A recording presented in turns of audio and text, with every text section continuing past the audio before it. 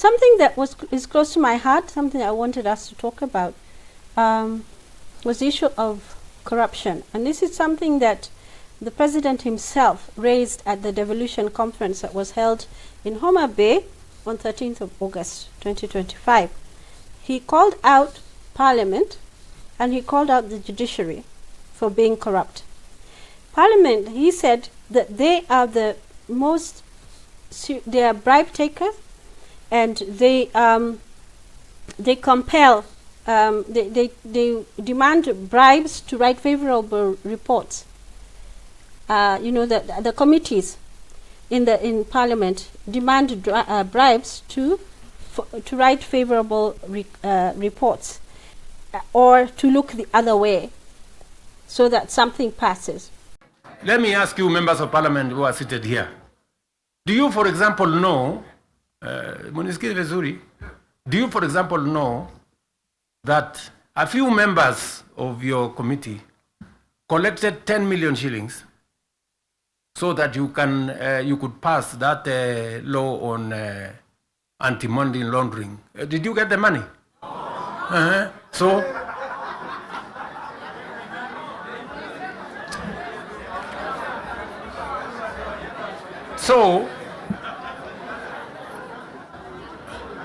going forward, si tunataka tukubaliane, si we are one team. Yes, there are people who are destroying the credibility of Parliament. And they are collecting money in the name of Parliament. And some of the time, or most of the time, that money never gets to Parliament, it gets to a few people. We are not going to shame them. We are going to arrest them. And then the judiciary also claimed they were corrupt and said they're defeating the work of the Ethics and Anti-Corruption Commission, who want to bring cases against people. They're giving orders for what they call anticipatory bail. The judiciary, the Chief Justice, the Law Society also chair has pushed back on some of these things.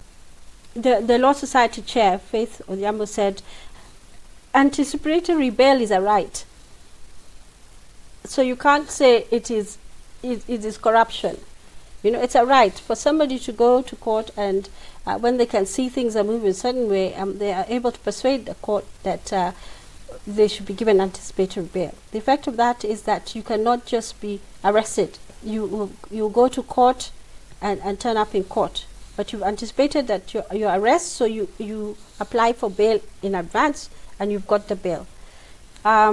This particularly would be allowed in an ideal situation where there's something of a witch hunt going on, and that you know, you're the fall guy or fall person in that circumstance, and you know, because there's some sort of cover-up, and so somebody will go to the court, and the court is convinced that you have sufficient grounds to be granted anticipatory bail. The Chief Justice also said that you know, and of course he was talking about you know, impunity really, about people deciding which orders they're going to follow. So the judiciary will make an order, a judge or a magistrate will make an order, and then the state will decide which orders they're going to follow, which is completely wrong. It actually undermines the role of the judiciary, because all these three parts of government are supposed to be respected. We have innovation that is only available in Kenya that allows a corrupt person, or somebody who has stolen public resources, or somebody in breach of law, not to be prosecuted. Something called anticipatory bail. It is the Kenyan innovation that takes us backwards. Just let's ask ourselves, somebody who has stolen public funds and then goes to court and gets something called anticipatory bail, makes it impossible for such a person to be arrested and prosecuted endlessly. How does that support the fight against corruption? But there was a survey that was released by the Ethics and Anti-Corruption Commission, and basically the Ministry of Interior is the most corrupt ministry, with the National Police Service being the highest, scoring the highest. We had health there, we had education, we had, Judiciary was right at the bottom with 1%. And that's when we were talking about why do people pay bribes, And they asked 3 questions. And they said mostly it's because it's demanded. And others because they want their matter speeded up. And the other one because they don't want complications. So, those are the 3 reasons why people give bribes. And like I mentioned earlier, the amount of bribes being asked for has actually dropped. And it's interesting that the president would come out with this particular discussion at this point in time. We've seen a lot of things that have been happening very rapidly, which is sort of like preempting the 2027 elections, sort of trying to placate or persuade people differently from what they've been saying, throwing now the blame to other institutions, the other arms of government, to the judiciary and to parliament. But generally speaking, we all know that none of them is above board. The survey shows that none of them is above board. But it's interesting that the worst ministry is the Ministry of Interior, and that the police themselves are the most corrupt. And then, of course, the question that was being asked by Oginde was that sometimes it's not making an excuse, but it's saying the circumstances of the police, that would make them to be more corrupt. Are they getting, is there issues with their income base? Is there issues with the perks? Are they getting them? Or they're living, they're abusing their power, to take advantage of Wananchi. We do know that Wananchi are, I think you and I remember when we were little, the police only used to have a baton. They never carried guns. That's true. That's very true. It's only the army that we knew would do that. But the army were not in the streets. They were not in but town. we would see them only on special days, like on the showgrounds. It's true, they only had a baton. Imagine that. A little baton, yeah. And we were so scared of it. It was the same as a gun, because they would use it.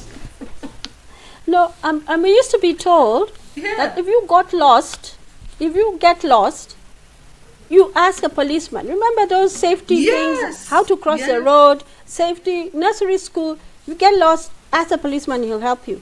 But right now, we're not so sure we can say the same thing. No. And yet they've even changed their name. And we're talking about a time when it was called police force. Now it's been called police service, which means that they're more like customer friendly. They're more, they're providing a service. But we know that there seems to be a reversal of definitions of that, and people would rather not share much with the police, even though they can help them. Police station is supposed to be a place of sanctuary, actually. If you check the news, there's still people who are passing away in police custody. Families who have, somebody has been arrested, when they go to their family, it happened somewhere in Western Kenya recently, they went there and they were told, I'm sorry, the person has passed away. That sort of thing. Interestingly, and I just want to look at the newspaper here, one of the fellows who was shot in one of the protests, his bullet was finally removed after 400 days. And this is somebody called Samuel Kinyanjui. He was shot, and it was eventually removed just the other day. 400 days. 400 days is more than a year ago. I saw that young man celebrating. He was so happy to have that bullet removed. It must have been so... Can you imagine, you guys, this morning, let me give you an example. This morning, I went outside there to do my laundry, basically, and I touched the fence. I removed something from the fence, It happened to be one of these raspberry bushes, and it had a thorn. A very tiny little thorn. And there were like a couple of them, those little tiny few little thorns, and they just stick on top of your skin. And I was like so desperate to remove them, because any tiny little foreign object on my body, I feel it, right? Can you imagine living with a bullet, something that's like an inch long in any part of your body, a foreign object in our body? I think sometimes we really underestimate and we forget the sufferings of people, because this has to be totally excruciating. There must have been times when he was screaming aloud with pain. Therefore, we should not take guns and bullets lightly. By the way, just imagine, we don't even make them, but we buy them to hurt each other. We should even look into those kinds of laws. Why do we buy them? Why are they in anybody's hands? Yeah? That's the reason why when we look at our border security, we have to be very serious about it. Very, very serious. Because we can cause the sufferings of so many people. We just have to look around the world. We used to say, look at our neighbors, but now we have become that neighbor that has become unsafe and insecure. We used to say, oh, look at the neighboring countries, and we mention all the names. But now, we're now in the same boat. We're in the same boat with those neighbors we used to look at. We're in the same boat with the people we used to talk about corruption. Oh, those people are so corrupt. Those people are so corrupt. Now we're even more corrupt than they are. We need to safely and jealously guard our culture and our humanity as Kenyans. So it's also about humanity. It's about celebrating that win and saying that should never happen again. Bullets should not be used during demonstrations. No, they should not be used during demonstrations. There are so many other ways to stop people from demonstrating, other than if you have to do it, rather than take a gun and shoot them. So that is not acceptable in our society. Speaking of which, like I said, the president seems to be coming up with a lot of schemes to sort of respond to issues which are pressing. He appointed recently somebody to lead, and this gentleman is the human rights advisor. He's called Professor Macau, to read the compensation for protest victims. He established a coordinating framework which is under the office of the president. So he's appointed somebody, this gentleman, this Professor Macau, and also the Ministry of Interior, the Attorney General is supposed to be involved in that whole process. Mm-hmm. And he's supposed to come up with this framework within 120 days. There's been a lot of pushback from the opposition, reason being that there's a lot of distrust because the perpetrators seem to be the government, right? So will they really do the job well? You need somebody who is impartial. So they doubt the partiality, because you're talking about the interior, And they have good reason. They have good reason, because they're the same people who are going to evaluate, they're going to determine who benefits from that. Yeah, don't forget the type of talk that was there from the Minister of Interior himself and the Cabinet Secretary. Shoot them. The President himself saying shoot them in the leg. And this is established under the presidency and all that, instead of looking for an independent organization to handle this. So there's been lots of pushback. Mm-hmm. It's a good idea, of course, to come up with a compensation framework for protest victims. But the question is, who is manning it? Who's managing it? So I was listening to the former vice president of our country and opposition leader of Wiper Patriotic Front, Kalonzo Musyoka. He was talking about it. He's also a senior counsel. He was talking about it, and he said, well, we don't trust it. The executive is responsible for the harm, so we cannot trust them to really be impartial about it. It offends the rules. This is now Eugene of DAP. Wamalo was saying it offends the rules of natural justice, because really you cannot sit in judgment of your own cause. When you're the one who has made a mistake, you cannot sit in judgment of your own cause. So basically it has to be somebody else who's looking at it. So this is a presidential appointee, and they're supposed to be looking at the people who are protesting during the Azimio protests, Gen Z, and even this year. So for 23, Azimio 23, Gen Z 24, and this year's protest activities. The other big question he raised is that, we need to be careful about some of these statements, because where is the budgetary allocation? the framework needs to be, where's the money coming from to give them? And he was saying that the money is going to be punitive. And actually the law, when something like this happens, when you're compensating, when you have, for such injuries, it's punitive, which means that they're on the higher side, basically speaking. And we're talking about at least 60 unalived and so many others injured. You can imagine the sheer enormity of that budget. And it's something that can just be stated by standing somewhere without really projecting on some of these things. This is a substantive amount that they need to set aside. So the issue that there doesn't appear to be a budget line is drawing some concerns about, whether it's really genuine. So they want the Kenya National Commission of Human Rights to be the arbiter, to deal with it. They're saying they're the ones who are most fit to do it, to manage it, even constitutionally. I was listening to somebody else who said yes, not just them, but the Independent Medical Legal Unit too. They're the ones who go out and you find them in the forefront when there are injuries, when there's an aliving. So they have the medical background and they also have the legal background. It's a combination of the two fields. Yeah, so that's been something that he's been trying to push, and he made these statements on 6th of August of 2025. That's when he established this coordinating framework. But we need to be concerned. I think the concerns of the opposition are really valid. The person who's been appointed is a presidential appointee. So that if you want to show good faith, it should have been allocated to an impartial body. And that's what basically they're saying. So let's hope that the compensation is paid. I listened to the parliamentarians debating this, the National Assembly, and they said, yes, this is a good idea in principle, but make sure that even the police who are injured are also compensated because they're out there in the protests. Let's watch this space and see whether in the 120 days they will deliver. The issue of the listing and approval of who is going to be on that list could also be an area where there could be some corruption and mix-up, or even denial of genuine cases, or bringing in of cases which are not genuine. We know that whenever it comes to things like this is where corruption starts. So the framework needs to be really, really one that is thoughtful, one that is thought out, and to ensure that those who are the intended target group is actually the ones who end up being compensated. The issue of the budget allocation, that really needs to be worked on as well. Yeah. Our debt is 11.5 trillion currently. Yes, it's over 70% of the budget. It's very, very scary. Yeah. Very, very, very scary. Yeah.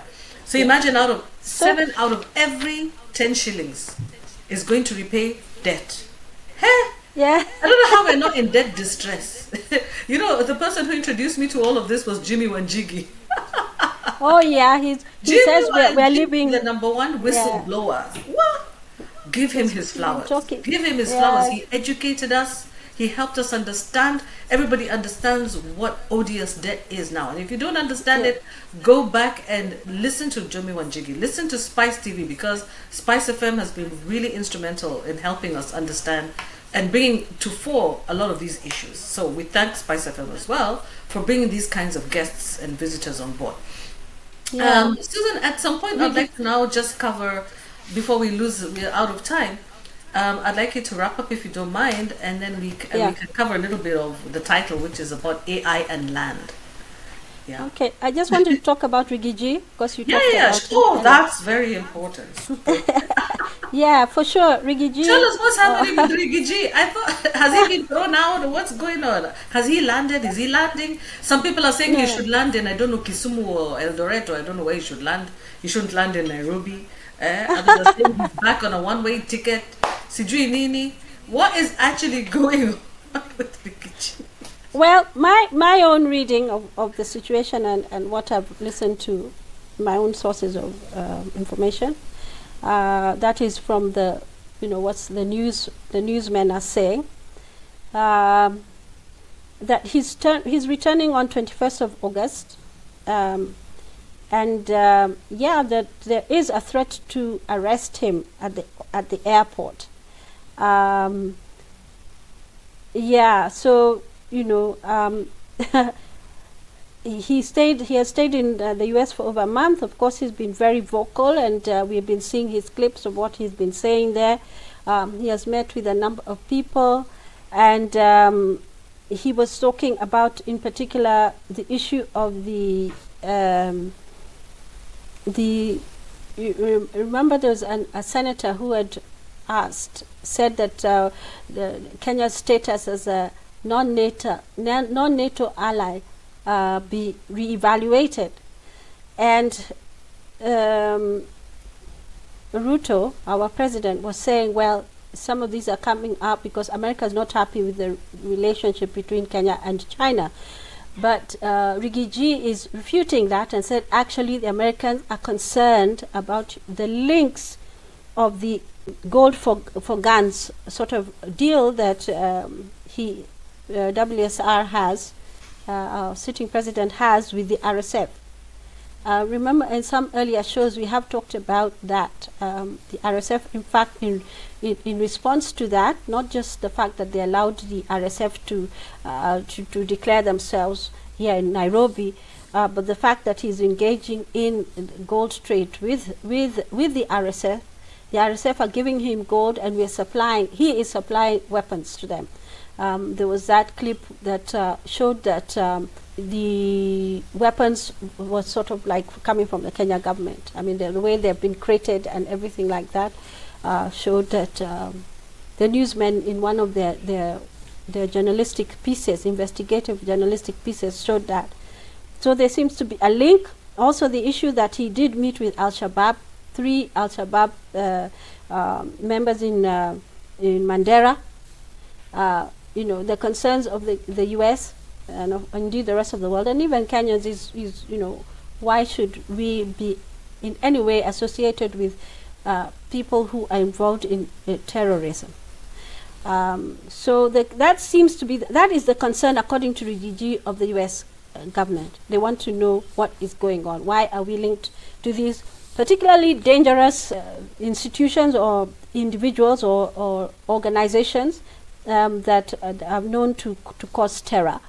So that's what he said, and he said that actually that is what they want to know. Again, the U.S. is concerned about the human rights violation. We know that is a daily topic here in Kenya. The disappearances, the unaliving, arbitrary arrests, intimidation, interference with lawful protests, peaceful protests, and stuff like that. And our record is not very good. They've been observing that too. And things like human rights are things that can make or break your trade with some nations. So basically the feeling is that Rigathi's message in a nutshell was really that he has compromised world security for his business interests. He's a businessman, and that's what it's all about. The trading with the RSF, engaging with Al-Shabaab is all about self-aggrandization and building his own coffers. Of course, again, Rigathi is very vocal about the broad-based Raila Odinga and how he sort of compromised himself, Senate itself, National Assembly, Parliament, all these organizations which are supposed to be protecting and coming in there as guards against excesses of government have let us down as Kenyans. So I'm not sure. The reason I found that he was coming back was that he wanted to support some by-elections that are going to take place now, that the IBC has been constituted, and are trying to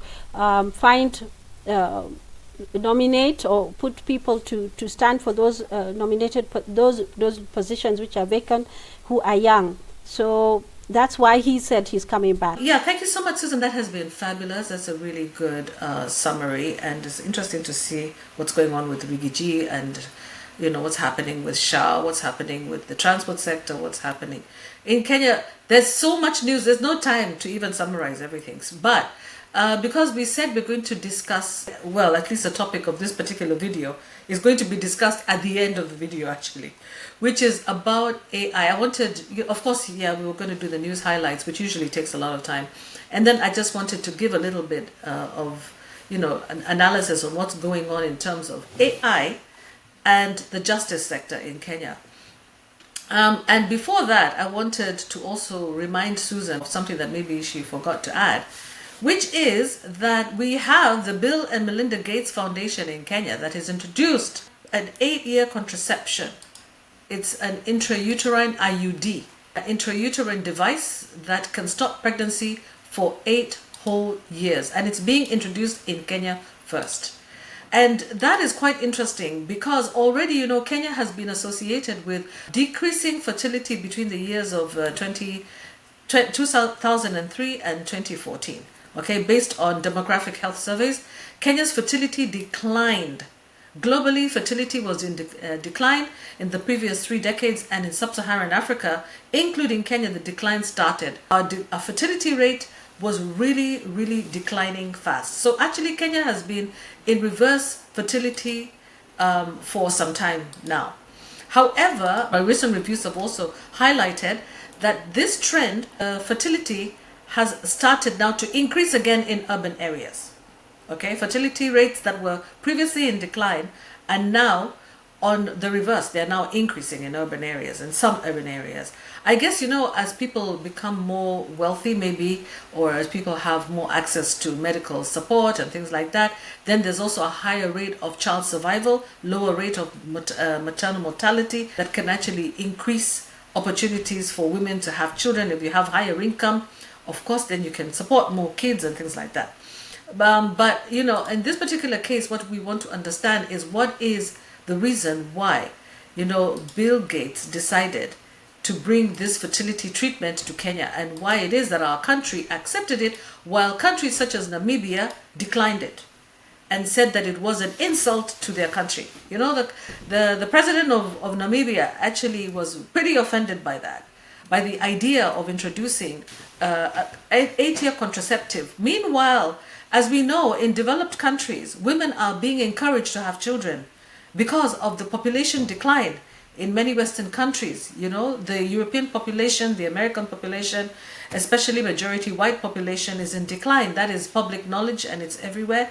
And so there are government is trying to see how to incentivize the population increase in the West, and meanwhile supporting fertility decline in sub-Saharan Africa and in Africa. And what I want to say is, if these kinds of treatments or these kinds of programs were developed by our own people, if Kenyans decided that we want to control our fertility rate because it is too high for us, yeah, it wouldn't be such a big issue. But when we see foreign interests, foreign people launching such things in our countries, then we actually associate that to a sort of, you know, breach of our sovereignty to some extent. Because you see, that is impacting on our actual population growth. Yeah, it's an issue to do with our sovereignty as a country. We should look at that more seriously than we are at the moment, you know, because choosing to introduce such IUD barriers in women that will force them to be, they say it's an option, but then they will be in reverse fertility for 8 years. 8 years is a long time. Meanwhile, a lot of women are being encouraged to go back to school. So what happens? You're going to school, you're delaying your fertility. Then when you finally are, during that period, you're using this IUD. We don't know about its side effects. We don't know whether, you know, there'll be another period for which that might render you infertile, maybe another year or 2 or more. Following the removal of the IUD, when you're ready to be fertile, then maybe not, because your body has been trained that way already for 8 whole years. So that is going to be inserted in young women, and you know the majority of our population is anyway under the age of 35. So we're looking at young women, young girls, these things happening to them. Again, we've also seen reports where children have been immunized without the consent of their parents. This was in the news recently. Vaccinated without the parents' consent or knowledge. These things were happening and have been reported in the news in Kenya recently. So how do we know that, for example, boarding schools where girls are going to be, you know, places like boarding schools could not be, or colleges, you know, could be places where young women are coerced into taking these or into introducing these IUDs without understanding without their full consent and understanding the impacts and the other options that are available to them out there, yeah, such as condoms. That could also be another way to prevent pregnancy temporarily, not necessarily for 8 whole years. Yeah, and there are very many others.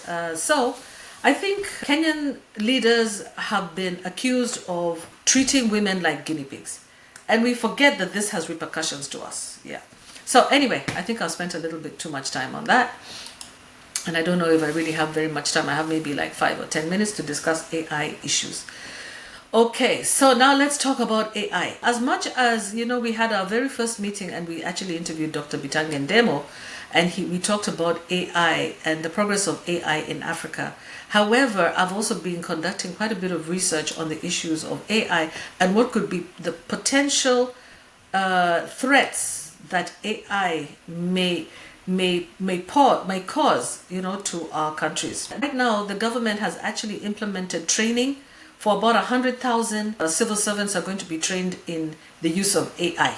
And the question is, why? Anything that the government is promoting and pushing in this direction, you need to peer into it and evaluate it and try to, find out what could be the underlying issues, Why are they promoting it? Where are they getting the money for this AI training? Who stands to benefit from AI training? AI upskilling, okay? They're calling it AI skilling, deployment in Kenya. So they're talking about it as part of the national AI strategy. So Kenya launched a national AI strategy in 2025 of about 152 billion shillings, which is about $1 billion. Okay, $1 billion for an AI strategy, a national AI strategy. So it covers infrastructure, governance, innovation, and talent politics. Okay, so with this AI strategy, it's looking at 50% of the funding being dedicated to strengthening digital infrastructure for AI systems. Half of it. So if they're looking at strengthening digital infrastructure for AI systems, you can also, and they're saying 50% of that funding is going to go there. A lot of that is going to go back into consulting fees, right? That consulting fees is going to go back to you, the donor firms, right? Whichever firms are going to be funding this AI strategy. Again, we also have sectoral focus, which is the push for AI integration in healthcare, education, agriculture, security, creative arts, public service, SMEs, business, daily, and things like that. So they're going to push for the artificial intelligence integration into all these sectors, which is a good thing. We have seen the benefits of AI integration in education, in health, in agriculture, in security. Yes, there are very many positives, but there are also some potential negatives. Then again, there'll be AI being embedded in data governance and support for underserved communities, that's what they call it, and then for talent development. From school level curriculum enhancement, they're saying, to university research labs and boot camps and things like that. So basically, this Kenya National AI Strategy that was implemented starting in March 2025 for the 152 billion shillings will be covering these areas. Now, what are some of the ethical considerations, however? Will AI be taking jobs away from Kenyans? These are some of the concerns that we have about potential displacement of workers by AI globally, not just in Kenya, but globally. Yeah, and especially in countries where we have a very high population that is unemployed. Okay, we have from between 11 to 43% of the population that is unemployed, according to various sources of data, like we mentioned early in the day. Yeah. So basically, the government is framing the AI as an enhancement tool and not as a replacement tool. But on the other hand, you saw that 50% of that funding is going to be going dedicated into strengthening digital infrastructure for AI systems. When they talk about strengthening digital infrastructure, we're talking about companies coming in, okay, to manage the AI. And I don't know to what extent Kenya is ready for that. Which are the AI companies that we know? What are the AI companies? Think about them. Yeah. So again, there are things that we should also be looking at. Is AI being promoted as a distraction? Is it a distraction, or is it pure innovation? Is it pure public service delivery? So when the government is celebrating AI training for 100,000 civil servants, and farmers in places like Laikipia, Taita Taveta, Kajiado, these people still are facing land tenure insecurity and displacement, which is linked to conservation, ranching, and development projects. We have heard a lot of YouTubers talking about this. One of them, Mordecai Ogada. He talks about the con in conservation, okay? The fact that huge tracts of land are barricaded away from the local population. Yeah? So what happens is that the community no longer has access to these lands.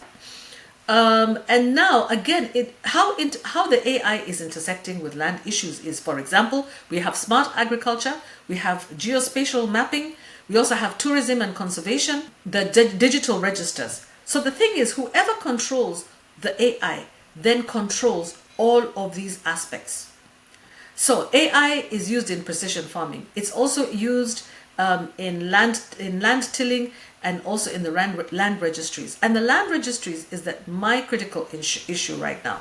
Okay, the issue of the land registries needs to be considered because land registries depend on title deeds. A lot of local communities that can claim that these are their ancestral lands do not have access to title deeds. Yet AI needs title deeds. So the question is the AI going to end up, once the land registries are registered using AI, what that might do is that it might further cement the disenfranchisement of those local communities and reduce their claim to ancestral lands.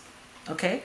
So, for example, we already have one of the big issues here coming up. So, for example, at the Masai Mara, we have the Ritz-Carlton Masai Mara Safari Lodge. It's in a court challenge currently.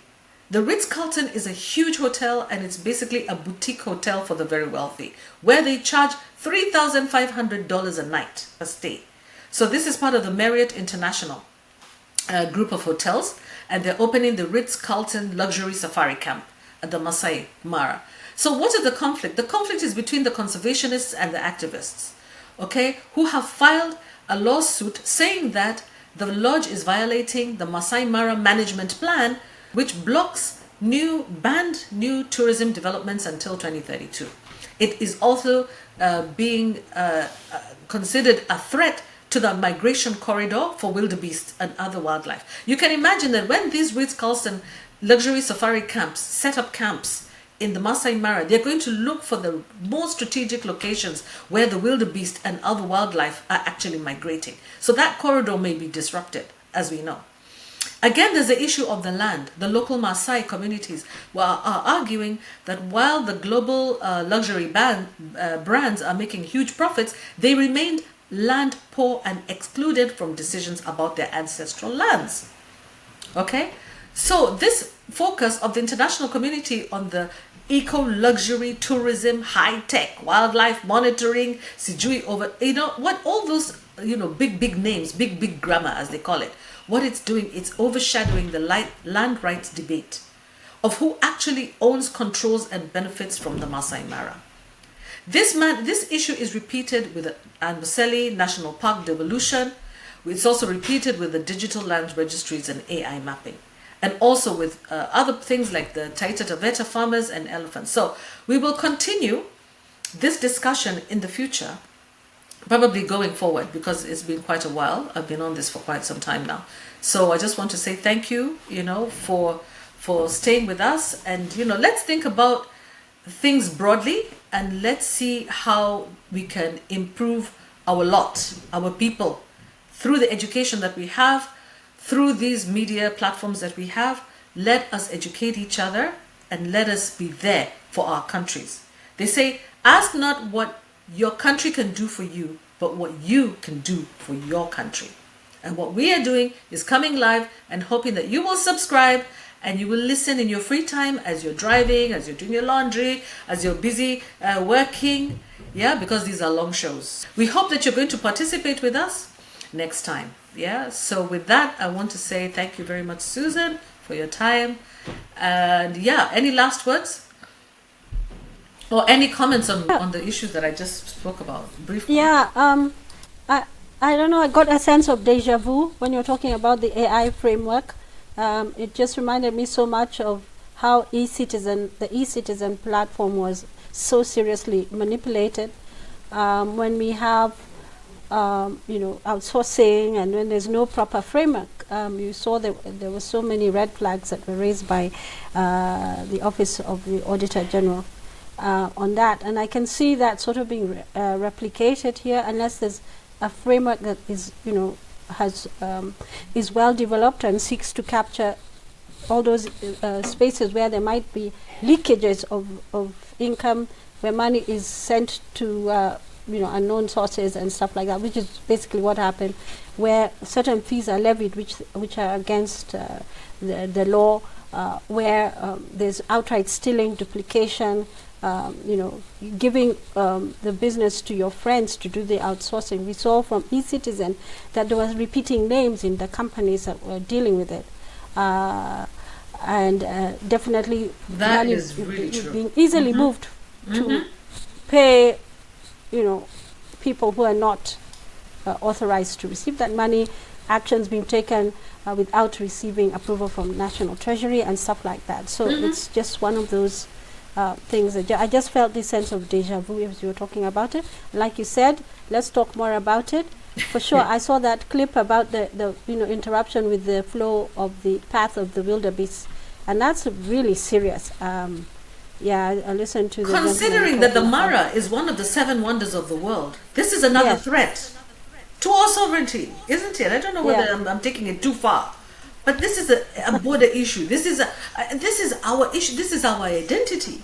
Kenyans we identify with our wildlife a lot, and this it's a potential threat to our economic security, if anything else, if nothing else, our economic security, and even a threat to the community's access to their own ancestral lands.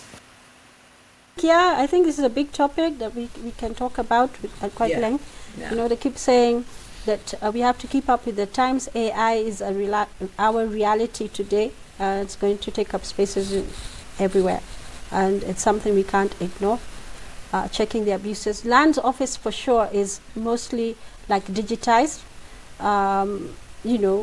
In fact, you don't even go there when you're having land transactions. You have to have get into what they're calling the Adisasa portal, and you do your transactions there. Even signatures and transfers, and that sort of thing is being done in that way. So definitely the potential for abuse and land grabbing and stuff like that is there. And let's hope that it's a system that has those checks and balances. But basically speaking, I know, for instance, when you have another Adisasa account there, if you're to deal with your payment of rates, of land rent and stuff like that, it's only you who can access it, because it's like they've developed something that is supposed to be fail-safe, so you cannot, nobody else can get into that system and apart from you to deal with your property. One thing I'm not sure about, and I don't think it's happened yet, is where they put all the properties that you own under one group. So if, for instance, if I wanted to know how many properties you have, and I just searched your name, I would not be able to get that information. I would have to know the title deed number and all that information. Again, the problem and maybe the challenge which we're also seeing with the business registry is that the information is not up to date. But I think the lands registry could be way ahead of the others, if I'm not wrong, because it seems to be working more efficiently, but maybe we can discuss more about that another time. Yes. Very interesting. Yeah. But that's an interesting topic. Yeah. I think we need to talk about it. Land is a very important thing, especially now that we have so many people who are returning from the diaspora. We have Kenyans who still don't have land, have Kenyans whose land is still not title deed, and majority of the land in Kenya actually does not have title deed. A lot of people are sitting on land that doesn't have titles, and therefore many people are land insecure. So those are the things that we should, be careful about, and those who are developing AI systems for land should be aware of, and ensure that that they protect Kenya first. That it's about Kenya first. It's about Kenya for Kenyans first. Yeah. So thank you so much, everyone. Thank you for watching. I hope you're going to watch the recorded show. Give us a thumbs up, subscribe to our channel, and yeah, thank you very much. Have a lovely weekend and take care. It's from Maureen and Susan Waherini.